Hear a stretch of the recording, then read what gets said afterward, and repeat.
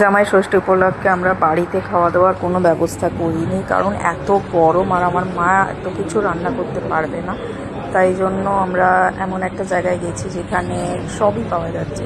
দারুণ হোটেলটা জামাই ষষ্ঠী উপলক্ষে পাখা, বাঙালি যে পাখা ঠাকা অনেক সুন্দর দেখতে, সেইভাবে সাজানো। ফুচকা থেকে আরম্ভ করে চিকেন, মাটন সব ছিল।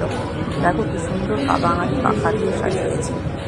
ভীষণ সুন্দর অ্যাম্বিশন ছিল, ভীষণ সুন্দর জায়গা ছিল। হোটেলটা একটু ঘুরে ঘুরে তোমাকে দেখাচ্ছি। দেখো, এগুলো জামাই ষষ্ঠী উপলক্ষে এক একটা টেবিল এক একজনের জন্য বুক করা।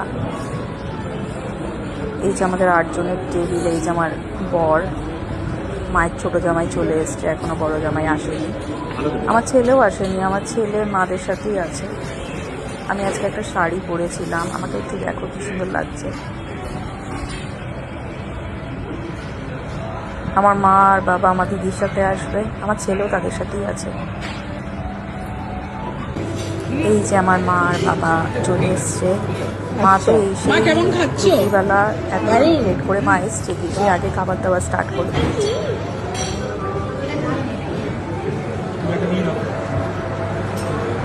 আমার দিদির ছেলে। বাবু কেমন খাচ্ছ? দাঁড়িয়ে আছি। দেবাশিস কেমন খাচ্ছিস? ভালো। কি দেবো?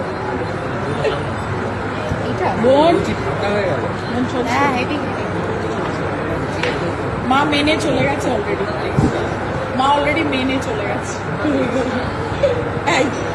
তোমরা তো এক্সট্রা অসভ্য না, খালি জামাই তো না, আমরা তো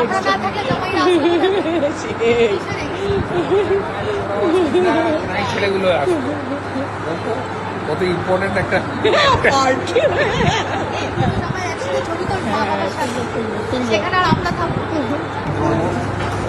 আমার জ্যাম সবসময় আমার পেছনে লাগে, যেটা ওর স্বভাব, তাই একটু লেগে নিল। এবার খাবারের ওখানে চলে এসেছে খাবার নিতে।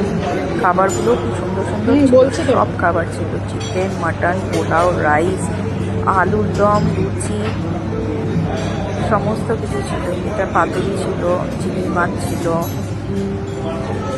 তারপরে এঁচড় ছিল, এটা এঁচড় চিংড়ি, তারপরে এটা হচ্ছে ডাল ছিল। এটা মিষ্টির জন্য আলাদা কাউন্টার আছে, মিষ্টিও অনেক ধরনের মিষ্টি ছিল। এই যে কত ধরনের রসগোল্লা, ফ্রুটস ছিল, তারপরে ছোট ছোট ভারী দই। আমার দিদি সব বাবাইয়ের জন্য একটা রসমালাই নিয়ে যাবো। সুন্দর লাগছে দূর থেকে।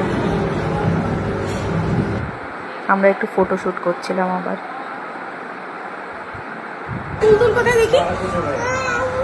এই উপরে নিবি না। কিরে কি খাচ্ছিস? জুস।